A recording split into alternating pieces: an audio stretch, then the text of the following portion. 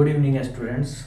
तो मैंने पिछले क्लास में आप लोगों को बताया था कि बेसिक यूनिट और डेराइव्ड यूनिट के बीच में अंतर बताया था। ठीक है, और भी हम आगे देखेंगे। हम एग्जाम्पल देखे थे, बेसिकली हम जो है एग्जाम्पल देखे थे कि बेसिक यूनिट और डेराइव्ड यूनिट क्या होता है। तो हम इसको एक बार फिर से देखते हैं, रिवाइज करते हैं। ठीक है, system of units, system of units. इसमें क्या क्या आ जाएगा? तो फंडामेंटल, फंडामेंटल, फंडामेंटल और बेस यूनिट। ठीक है, जिसको हम बेसिक यूनिट भी बोल सकते हैं। ठीक है, फंडामेंटल और बेस यूनिट। और दूसरा क्या होता था? Derived, derived units. ठीक है, base units and derived units. Units देखो, फंडामेंटल और बेस यूनिट्स, ठीक है, और डेराइव्ड यूनिट्स, इनको हम दोनों एक साथ ले लेते हैं। तो जो भी हमारा जो आता है, ठीक है, वो किसके अंदर आता है? सिस्टम ऑफ यूनिट्स के अंदर में आता है। तो यहाँ पे हम जो फंडामेंटल और बेस यूनिट्स जो भी हम पढ़े थे वो 7 तरीके का पढ़े थे। ठीक है, जो भी फंडामेंटल और बेस यूनिट है वो 7 तरीके का हम पढ़े थे। ठीक है, जिसमें लेंथ आता था, मास आता था, ठीक है, टाइम आता था, ठीक है, टाइम का यूनिट था, ठीक है, लेंथ का यूनिट था, मास का यूनिट था। इसी तरीके से 7 तरीके का हम पढ़े थे।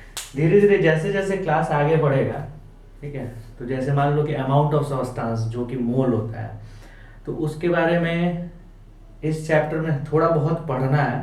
ठीक है, लेकिन मैं इसका ना एक एक कॉन्सेप्ट क्लियर कर दूंगा ताकि केमिस्ट्री में भी दिक्कत तुम लोगों को ना हो, या फिर आने वाले कोई भी जो भी है मोल कॉन्सेप्ट में तुम्हें कभी दिक्कत ना हो। अब देखो, ये जो 7 बेस यूनिट था ना, इसके अलावा भी 2 और यूनिट है, ठीक है, जो कि बेस यूनिट्स में ही आते हैं। ठीक है, जो 7 यूनिट्स हम पढ़े हैं, तो 2 और भी यूनिट है जो कि बेस यूनिट में आते हैं। ठीक है, जो कि क्या होते हैं? बेस यूनिट में आते हैं। ठीक, तो उसमें हम देखेंगे कि पहला और दूसरा जो भी है हम इसको पढ़ते हैं। इसका काम बहुत ही कम है। ठीक है, इसका जो काम है हमारे फिजिक्स में बहुत ही कम है। ठीक है, तो जो पहला यूनिट होता है, देखो पहले 7 यूनिट हमेशा तुमको वो याद रहना चाहिए, रट्टा बिल्कुल नहीं मारना। बार बार तुम देखोगे ना तो वो ऑटोमेटिक तुम्हें याद हो जाएगा। जैसे यहाँ पे तुम देख सकते हो टेबल नंबर 2.1 में, ठीक है, बेस क्वांटिटी दे रखा है, ठीक, उसका नाम दे रखा है। ठीक है, जो एसआई यूनिट है, एसआई यूनिट भी हम डिस्कस करेंगे, तो उसमें नेम दे रखा है, उसका सिंबल दे रखा है और डेफिनेशन दे रखा है। डेफिनेशन तुम्हें बिल्कुल भी याद करने की जरूरत नहीं है, पेपर में नहीं आ रहा है। ये सिर्फ जानने के पर्पज से है कि हाँ ये किस तरीके से डिफाइन किया गया, किस तरीके से ये चूज किया गया, एक स्टैंडर्ड किस तरीके से चूज किया गया था जो कि इंटरनेशनली एक्सेप्टेड हो। ठीक, तो ये जो 7 बेस यूनिट के बाद से जो 2 और यूनिट है, जिसको भी हम बेस यूनिट की कैटेगरी में ही हम डालते हैं, ठीक, उसको हम यहाँ पे देखेंगे। तो पहला जो है हमारा क्या है? वो प्लेन एंगल। पहला जो है प्लेन एंगल, ठीक, और दूसरा जो है हमारा वो क्या है? सॉलिड एंगल, सॉलिड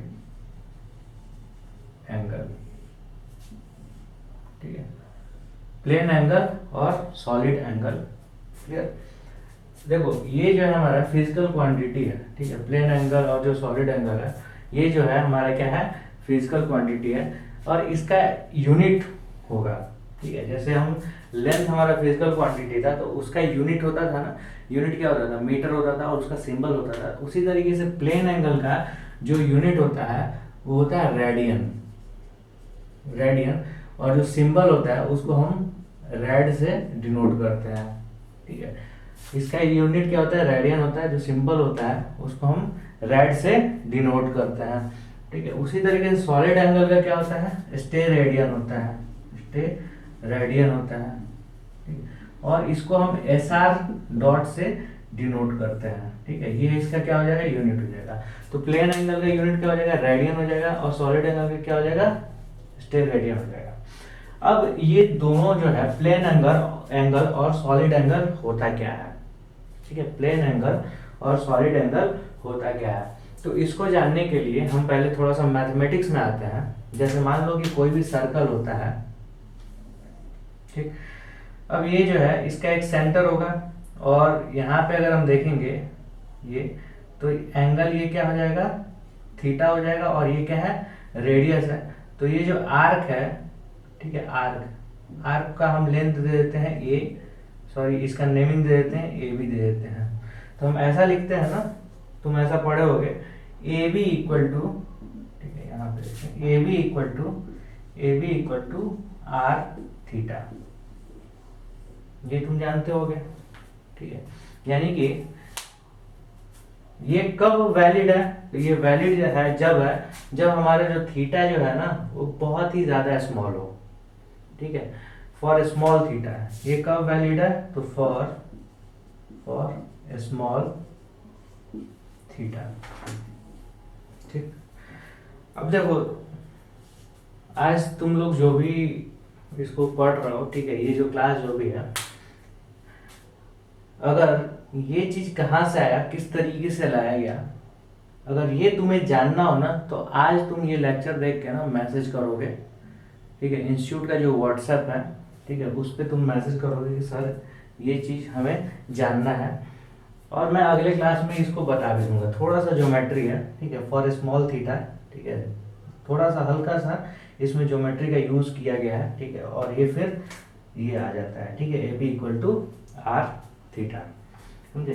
उसी तरीके से हम यहाँ पे देखेंगे, जैसे मान लो कि कोई ऑब्जेक्ट है, ठीक है, कोई ऑब्जेक्ट है, वो एक सर्कुलर पाथ पे घूम रहा है, ठीक है, कोई ऑब्जेक्ट है वो एक सर्कुलर पाथ पे घूम रहा है। तो सर्कुलर पाथ हमारा जो होगा वो इस तरीके से सर्कुलर पाथ होगा, ठीक, इस तरीके से क्या होगा, सर्कुलर पाथ होगा। तो ये जो ऑब्जेक्ट है यहाँ से यहाँ पे गया, तो एंगल कितना स्वाइप किया, तो डी थीटा एंगल स्वाइप किया।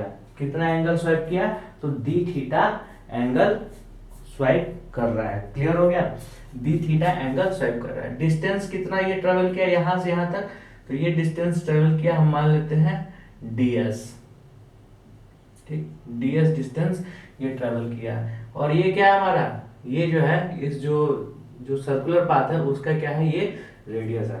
अब तुम्हें ये चीज दिक्कत हो रहा होगा, ठीक है, नए नए हो 11th में, तो ये चीज दिक्कत हो रहा होगा कि सर डी का मतलब क्या हुआ, डी का इसमें मतलब क्या हुआ है, समझे। तो देखो, जिस तरीके से हम यहाँ पे क्या लिए हैं, यहाँ से यहाँ तक ये क्या है, थीटा है ना, कोई एंगल है, ठीक, उसी तरीके से डी थीटा का मतलब क्या हुआ है, स्मॉल एंगल। जैसे यहाँ पे तो हम लिखे हैं ना फॉर स्मॉल थीटा, तो क्या होगा, A B equal to R theta हो जाएगा, ठीक। फॉर स्मॉल थीटा हम यहाँ पे लिखे हैं, लेकिन यहाँ पे लिखने की जरूरत नहीं है, क्या हो जाएगा, डी थीटा, ठीक है, equal to R, sorry D theta यहाँ पे हो जाएगा, और ये क्या हो जाएगा, ds हो जाएगा। यानी कि ये स्मॉल डिस्टेंस उस ऑब्जेक्ट के द्वारा ट्रेवल किया गया, ठीक, और वो जो ऑब्जेक्ट है उस सेंटर पे कितना एंगल स्वैप कर रहा है, तो एंगल जो स्वैप कर रहा है वो कितना कर रहा है, तो डी थीटा एंगल स्वैप कर रहा है। डी एस डिस्टेंस को ये कवर कर रहा है, और डी थीटा एंगल स्वैप कर रहा है। इतना क्लियर हुआ, ठीक। तो यहाँ से हम रिलेशन से यहाँ ये जो जस्ट रिलेशन हम जैसा निकाले हैं उस तरीके से हम क्या लिख सकते हैं, डी एस, ठीक है, equal to R D theta लिख सकते हैं। तो डी थीटा इक्वल टू क्या हो जाएगा, डी एस अपॉन आर, ठीक है, डी एस अपॉन आर हो जाएगा। और इसी का यूनिट क्या होता है, रेडियन होता है, ठीक है, इसको सिंपल रेड से हम डिनोट करते हैं। क्लियर होगा, यानी कि जो एंगल होगा उसका यूनिट क्या होगा, रेडियन होगा। अब देखो, ये प्लेन एंगल नाम क्यों बोला गया है, ठीक है, ये समझने वाली बात है। देखो यहाँ पे जो भी एंगल स्वैप हो रहा है ना, ठीक है, जो भी एंगल स्वैप हो रहा है, यानी कि जो भी एंगल बन रहा है वो एक प्लेन पे बन रहा है। जैसे पिज्जा अगर खाओगे ना तुम, तो उसको क्या है, ऐसे करते हैं और ऐसे ऐसे कट कर देते हैं इस तरीके से, ठीक। तो ये कितना एंगल बना, ये पिज्जा पे एंगल बना ना, यानी कि एक प्लेन पे एंगल बना।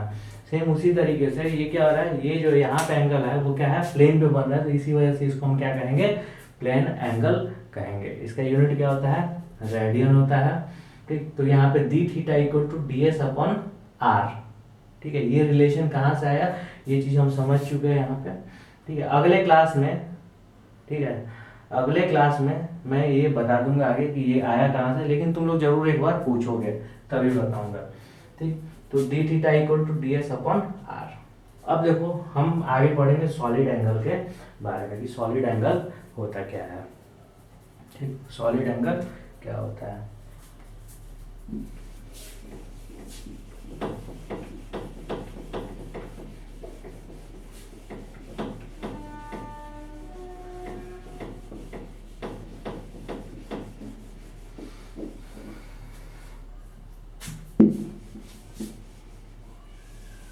अब देखो जैसे मान लो मार्केट में तुम जाते हो तो खरीदते हो क्या, खरबूज।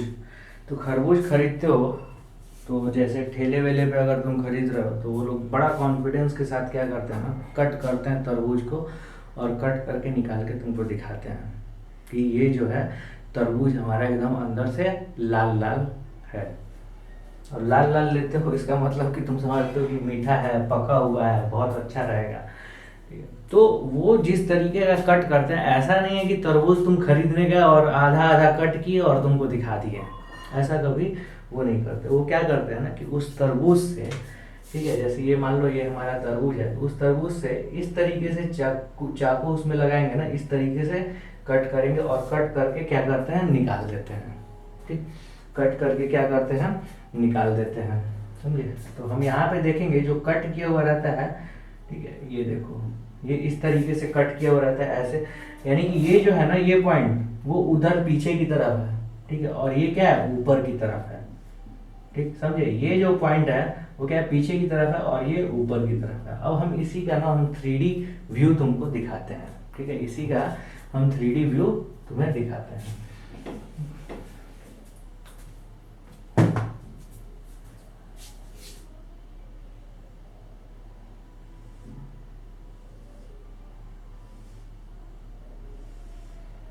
ठीक, ये जो है कट किया गया, ये ऊपर का ग्रीन वाला है।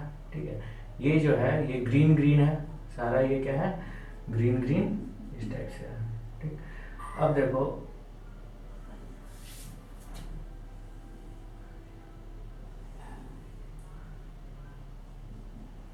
ये पीछे वाला है, समझी नहीं, ऐसे कट करके निकाला जाता है। ठीक, और ये जो तुम्हारा है ये क्या है, ये सारा रेड रेड वाला है। ठीक है, ये क्या है, रेड रेड वाला पार्ट है। ठीक,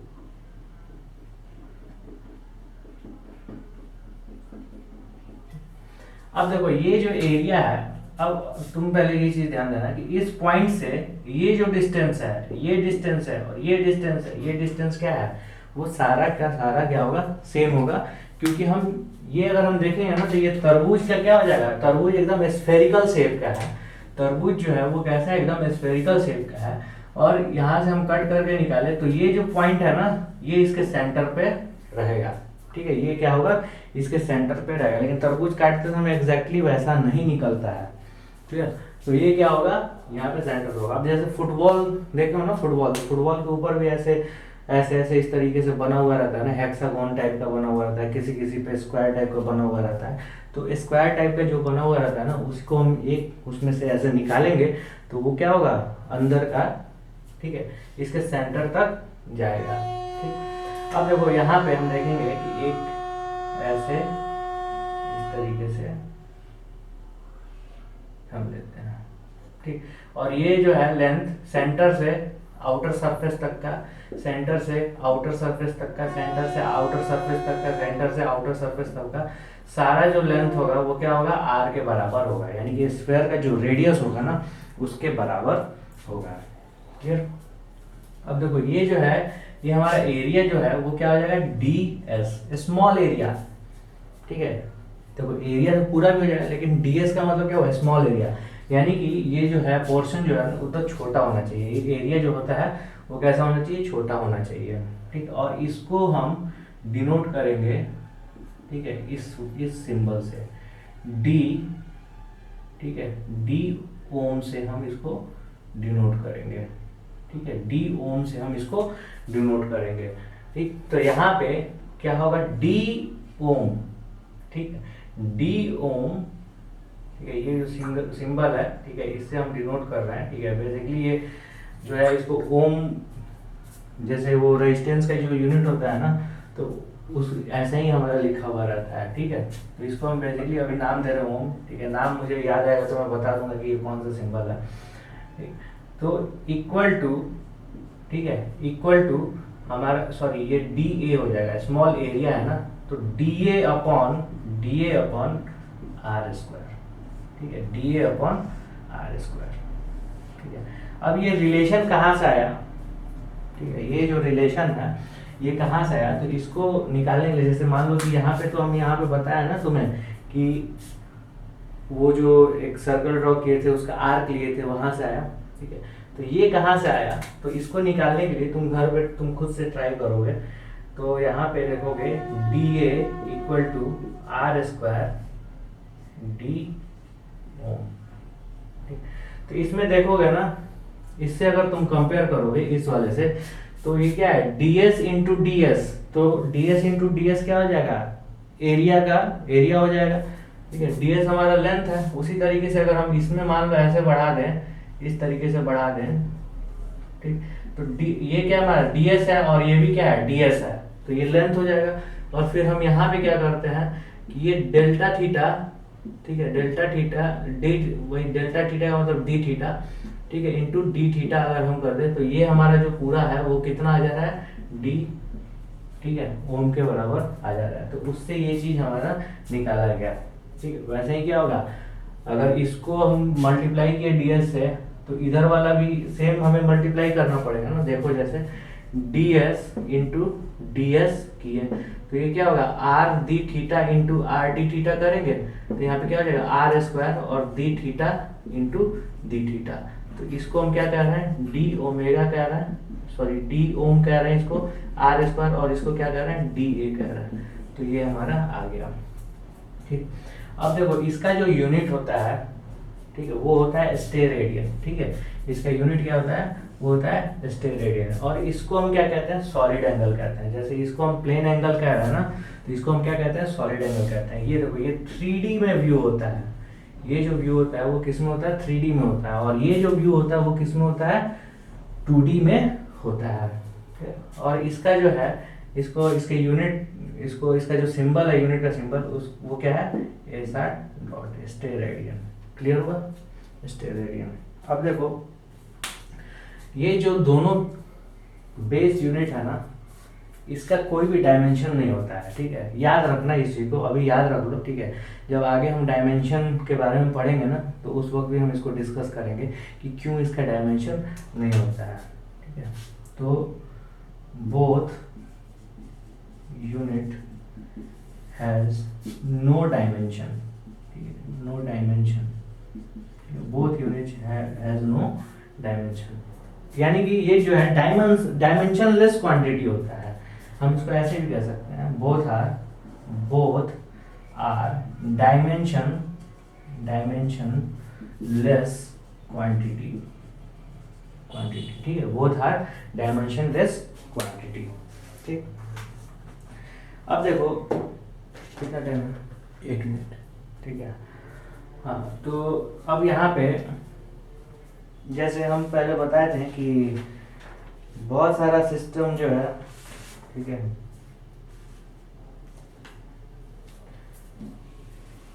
मेजरमेंट का जो तरीका होता है, ठीक है, मेजरमेंट यूनिट हम बनाते हैं, वो क्या होता है, यूनिट इंटरनेशनली एक्सेप्टेड यूनिट होता है, ठीक है। और उसको हम चूज करते हैं। तो हम जैसे अभी आगे वाले क्लास में पढ़ाएंगे ना कि जो भी है मीटर स्केल को कैसे चूज किया गया, ठीक है, उसको उससे हम कैसे मेजरमेंट करते हैं, मीटर स्केल को कैसे, मीटर स्केल को यूज करके कैसे मेजरमेंट करते हैं, कौन कौन सा डिवाइस है मेजरमेंट, लेंथ के मेजरमेंट के लिए, ठीक है, वो सब चीज हम कराएंगे, ठीक है। तो उसके पहले क्या जरूरी है, उसके पहले ये जरूरी है कि जो हमारा जो सिस्टम ऑफ यूनिट्स जो है ना, वो इंटरनेशनली जो है वो एक्सेप्टेड हो, ठीक है। सिस्टम ऑफ यूनिट जो है वो क्या हो, इंटरनेशनली एक्सेप्टेड होना चाहिए, ठीक। तो इस दुनिया में ना जो 3 तरह का इंटरनेशनली एक्सेप्टेड सिस्टम पहले से चला आ रहा है, जो आज तक भी यूज होता है, ठीक है, पहले से चला आ रहा है और आज तक यूज होता रहता है, ठीक है। तो यहाँ पे the international national system of units. ठीक है, इंटरनेशनल सिस्टम ऑफ यूनिट्स में जो 3 तरह का जो इंटरनेशनल सिस्टम ऑफ यूनिट्स है ना, जो कि वाइडली एक्सेप्टेड था, वो आज के ज़माने में भी चला आ रहा है, समझे। और एक हमारा जो है एसआई यूनिट, एसआई यूनिट, तो इसके बारे में भी हम अच्छे से जानेंगे। ठीक, तो अभी तक जो चला आ रहा है वो क्या है, क्या कौन कौन सा है। तो पहला सीजीएस सिस्टम, सीजीएस सिस्टम, ठीक है। दूसरा क्या है, एफपीएस सिस्टम, ठीक है। और तीसरा क्या है, एमकेएस सिस्टम। ठीक, अब देखो इसमें क्या है, सीजीएस का मतलब क्या होगा, सीजीएस का मतलब होगा सेंटीमीटर, सेंटीमीटर, ठीक है, ग्राम, ग्राम और सेकंड, ठीक है। एफपीएस का मतलब क्या होगा, फुट, ठीक है, पाउंड एंड सेकंड। एमकेएस का मतलब क्या होगा, मीटर, ठीक है, किलोग्राम, किलोग्राम, ठीक है, और सेकंड। ठीक, अब देखो ये जैसे सीजीएस सिस्टम है, आज के जमाने में भी तुम कभी मतलब बहुत सारा ऐसा यूनिट जो है ना, वो तुम लिखते हो जैसे सेंटीमीटर पर सेकंड में, ठीक है, ग्राम, इस तरीके से ग्राम ग्राम को यूज करते हो। तो ये जो आता है ना, वो सीजीएस सिस्टम में आता है। ठीक है, आगे चल के ना तुमको सारा एक सिस्टम से दूसरे सिस्टम में कैसे कन्वर्ट करते हैं वो भी हमें देखना है। ठीक है, बेसिकली क्या है, सीजीएस और एमकेएस को ही हम प्रीफर करेंगे। ठीक, अब देखो ये जैसे है, जैसे मान लो कि आज के ज़माने में भी तुम अगर केक वेक खरीदने जाओगे ना, जैसे मान लो कि ज़मीन का नफाई होता है तो वो फुट में होता है। केक आज भी खरीदने जाओगे ना तो वो क्या होता है, 1 पाउंड, 2 पाउंड, 3 पाउंड, इस हिसाब से मिलता रहता है। ठीक है, तो ये रिलेशन तुम लोग देख लेना कि 1 पाउंड में कितना ग्राम होता है, 1 पाउंड में कितना किलोग्राम होता है। ठीक है, वैसे ये सब चीज़ याद करने की ज़रूरत नहीं है। ठीक, अब देखो जो है ना, ये सब पहले से चला आ रहा है। ठीक है, एमकेएस सिस्टम भी पहले से चला आ रहा है, एफपीएस सिस्टम भी पहले से चला आ रहा है, सीजीएस सिस्टम भी पहले से चला आ रहा है। ठीक है, और आज के दौर पे भी ये यूज होता है। अब देखो ये सब चीज को हटा के ना, ठीक है, मतलब देखो यूज तो अभी भी होता है, लेकिन जो साइंटिफिकली एक्सेप्टेड जो है ना, जो भी साइंटिफिकली एक्सेप्टेड और इंटरनेशनली एक्सेप्टेड जो यूनिट है वो है हमारा एसआई यूनिट। ठीक है, वो है हमारा एसआई यूनिट। इसको हम फ्रेंच लैंग्वेज में, एक सेकेंड इसका स्पेलिंग देखना पड़ेगा। ठीक है, सिस्टम में इंटरनेशनल है